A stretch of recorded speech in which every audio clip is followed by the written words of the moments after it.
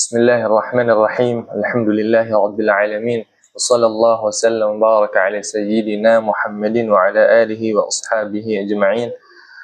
قصدنا تعلم وتعليم وتذكر وتذكير ونفع والانتفاع والإفادة والاستفادة.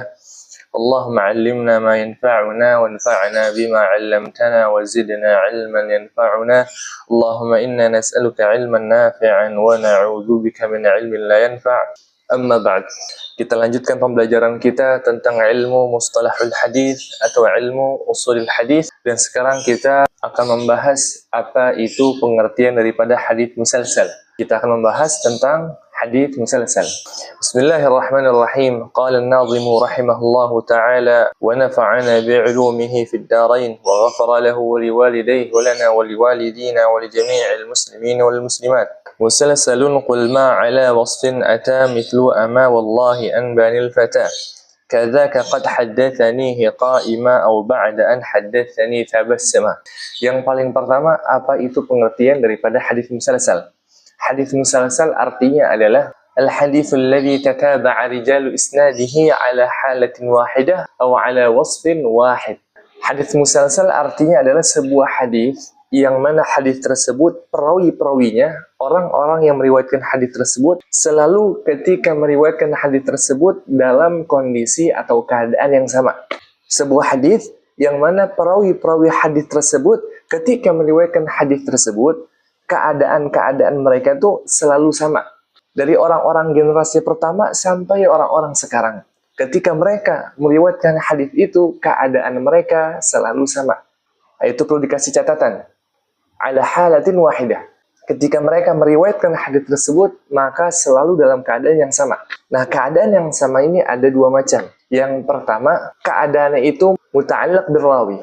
Keadaannya itu dia berkaitan dengan si rawi, dengan orang yang meriwayatkan hadisnya. Yang kedua, keadaan yang samanya itu muta'allaq birriwayah. Dia berkaitan tentang periwayatannya.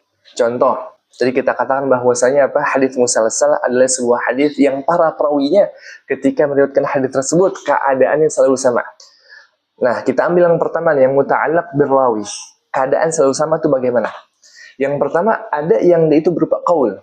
Jadi ketika hadis tersebut diriwayatkan, para perawinya, orang-orang yang meriwayatkan hadis tersebut selalu menggunakan kata yang sama dalam periwayatan. Dan itu didapatkan dari guru-guru mereka. Dan ketika muridnya meriwayatkan kepada orang setelahnya, keadaannya, ucapannya pun juga selalu sama. Contoh misalkan ketika Rasulullah SAW beliau meriwayatkan, menyampaikan sebuah hadis ke sahabat. Maka ketika Nabi SAW ingin meriwayatkan hadis tersebut, beliau selalu mengawali dengan perkataan, Inni uhibbuk, saya mencintaimu. Maka sahabat yang mendengarkan hadis tersebut ketika ingin meriwayatkan kepada orang setelahnya, kepada muridnya, maka beliau juga awali dengan perkataan Inni uhibbuk, saya mencintaimu. Dan sahabat tersebut meriwayatkan kepada orang setelahnya juga sama, mengatakan di awalnya Inni uhibbuk. Dan terus begitu Inni uhibbuk sampai yaumul qiyamah. Maka dikatakan hadis tersebut hadis apa? Musalsal bil mahabbah. Karena apa? Hadis tersebut diriwayatkan, disampaikan dalam keadaan yang sama. Selalu dalam keadaan yang sama. Itu dengan cara mengucapkan selalu diawali dengan perkataan Inni uhibbuk. Ada lagi muta'allaq birrawi, tapi dia berkaitan dengan fi'il. Selalu ketika hadis tersebut diriwayatkan, fi'ilnya itu perbuatannya selalu sama. Dari Nabi SAW mengucapkan hadis tersebut, kemudian kepada sahabat, kemudian kepada tabi'in, kemudian kepada tabi'ut tabi'in, dan seterusnya sampai sekarang. Perbuatannya itu, fi'ilnya itu ketika disampaikan hadis tersebut selalu sama.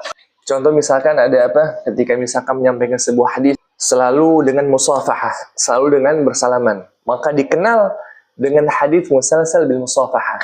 Karena kenapa? Hadis tersebut ketika diucapkan, disampaikan oleh seorang guru kepada muridnya, dia selalu dengan cara berpegangan tangan, dengan cara musafahah.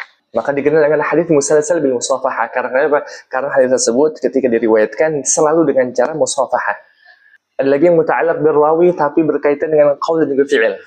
Contoh misalkan sebuah hadis yang mana diucapkan sama Nabi SAW, ketika Nabi SAW mengucapkan hadis tersebut, maka keadaan dan juga perkataannya itu selalu sama. Dan ketika sahabat meriwayatkan kepada orang setelahnya juga sama. Kemudian tabi'in meriwayatkan kepada muridnya juga sama. Contoh misalkan Nabi SAW mengatakan di hadisnya itu apa? La yajidu 'abdun halawatal iman hatta yu'mina bil qadari khairihi wa syarrih wa hilwihi wa murrih. Kemudian ketika Nabi SAW menyampaikan hadis tersebut, beliau memegang jenggotnya. Wa qala amantu bil qadari khairihi wa syarrih. Maka ketika sahabat meriwayatkan hadis ini, sebagaimana Nabi SAW ketika setelah menyampaikan hadis itu, beliau memegang lihayahnya, memegang jenggotnya, kemudian mengatakan amantu bil qadari khairihi wa syarrih, maka sahabat tersebut ketika meriwayatkan kepada muridnya juga dalam keadaan yang sama, dalam satu keadaan yang sama. Begitu juga tabi'in meriwayatkan kepada orang setelahnya dengan cara yang sama juga. Kemudian tabi'in meriwayatkan kepada tabi'ut tabi'in dan seterusnya, selalu menggunakan cara yang sama. Setelah menyampaikan hadis tadi, maka beliau memegang jenggotnya dan mengatakan amantu bil qadari khairihi wa syarrih. Nah, itu yang muta'allaq birrawi. Sekarang yang muta'allaq birriwayah. Contoh misalkan ada sebuah hadis ketika seorang perawi mengabarkan kepada orang setelahnya atau kepada muridnya, beliau selalu mengawali dengan perkataan wallahi anba'ani fulan. Nah, cara pengucapan tersebut ketika meriwayatkan hadis itu selalu sama sampai ke generasi setelahnya. Maka dikatakan musalsal juga hadisnya. Ada misalkan dia itu yang berkaitan dengan riwayah muta'allaq birriwayah dan berkaitan tentang zaman, tentang waktu. Jadi ada hadis yang diucapkan sama Nabi SAW, waktunya itu misalkan ketika Yaumul Id, ketika hari Lebaran. Maka para sahabat ketika meriwayatkan hadis tersebut kepada generasi setelahnya, kepada tabi'in misalkan, beliau juga mengucapkan hadis itu di hari Id. Tabi'in ketika meriwayatkan hadis tersebut kepada orang setelahnya atau kepada muridnya, mengucapkannya dan juga menyampaikannya juga di Yaumul Id, di hari Id. Dan terus disampaikan hadis itu di hari Id, disampaikan hadis itu di hari Id. Maka dikenallah hadis tersebut dengan musalsal bi yaumil Id. Ada lagi misalkan berkaitan tentang muta'allaq birriwayah dan dia itu berkaitannya tentang daripada misalkan tempat, tentang makan. Jadi ada sebuah hadis ketika diucapkan sama seorang perawi, diucapkan itu selalu di tempat itu. Sebagaimana Nabi SAW mengucapkan hadis tersebut di tempat itu, maka tradisi daripada pengucapan hadis tersebut selalu di tempat yang sama. Contoh misalkan hadis musalsal bil multazam, Jadi ada hadis yang diucapkan sama Nabi SAW ketika beliau di multazam. Maka hadis tersebut disampaikan sama sahabat kepada muridnya di multazam juga. Tabi'in, muridnya sahabat menyampaikan kepada muridnya lagi, tabi'ut tabi'in ke generasi berikutnya, sama juga hadis tersebut disampaikan di multazam. Maka dikenal hadis tersebut dengan hadis musalsal bil multazam. Kenapa? Selalu disampaikan di multazam. Ada lagi misalkan itu musalsal tapi khusus dengan nama Muhammad. Jadi yang meriwayatkan hadis tersebut namanya Muhammad. Muhammad meriwayatkan hadis tersebut ke Muhammad lagi. Dari Muhammad lagi ke Muhammad lagi, ke Muhammad lagi, ke Muhammad lagi. Jadi hadis tersebut disampaikan kepada orang yang namanya Muhammad. Sebagaimana dia dapatkan dari orang yang namanya Muhammad juga. Maka dikenal dengan musalsal bil Muhammadin. Musalsal bil Muhammadin. Lagi misalkan hadis musalsal bil Hijaziyin, bil Misriyin, bil Yamaniyin ada. Jadi menyampaikan hadis tersebut adalah orang-orang Hijaz, orang-orang Mesir, orang-orang Yaman. Musalsal bil Hijaziyin, bil Misriyin, bil Yamaniyin. Ada lagi hadis yang ketika disampaikan itu kepada para fuqaha. Jadi sebagaimana faqih, seorang ahli fikih mendapatkan hadis itu dari faqih juga, maka dia menyampaikan hadis tersebut kepada faqih lagi. Sang ahli fikih tersebut, faqih itu menyampaikan hadis itu juga sama kepada faqih lagi. Jadi rentetan dan juga urutan silsilah daripada hadis tersebut adalah para fuqaha. Maka dikenallah hadis tersebut dengan hadis musalsal bil fuqaha. Mungkin ada yang bertanya, apa kelebihan hadis musalsal? Apakah hadis musalsal ini ada kelebihan khusus dibandingkan dengan model hadis-hadis yang lain? Maka jawabannya, kelebihan hadis musalsal adalah bahwasanya si rawi, si orang yang meriwayatkan hadis tersebut, dia bukan cuman menghafal hadisnya, tapi apa? Dia juga menghafal keadaan dan juga sifat yang disampaikan ketika hadis tersebut disampaikan.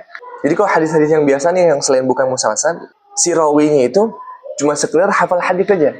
Tapi kalau hadis musalsal, dia si rawinya itu yang menyampaikan hadis bukan sekedar menghafal hadisnya, bukan sekedar menghafal daripada teks atau konteks hadisnya, tapi juga keadaan dan sifat yang didapatkan dari para perawi sebelumnya sampai ke Nabi SAW, dia juga hafalkan. Nah, kemudian di antara faedah pembahasan kita kali ini adalah bahwasanya Al-Hafidz As-Suyuti rahimahullahu ta'ala, beliau menulis sebuah kitab yang mana kitab tersebut khusus tentang hadis-hadis musalsal. Isinya hadis musalsal. Itu sekitar mungkin ada 85 hadis. Setelah itu maka beliau ikhtisar, beliau ringkas di kitab beliau yaitu namanya Jihadul Musalsalat. Di Jihadul Musalsalat Al-Hafidz As-Suyuti mengikhtisar hadits musalsal yang beliau tulis tadi menjadi 23 hadis. Jadi kalau nanti misalkan mau lihat hadits musalsal bisa buka kitabnya Al-Hafidz As-Suyuti Jihadul Musalsalat. Baik, sampai sini aja pembahasan kita, semoga bermanfaat. Wassallallahu wasallam baraka ala sayyidina Muhammadin wa ala alihi wa sahbihi ajma'in. Subhanakallahumma bihamdika asyhadu an la ilaha illa anta astaghfiruka wa atubu ilaik. Alhamdulillahi rabbil alamin.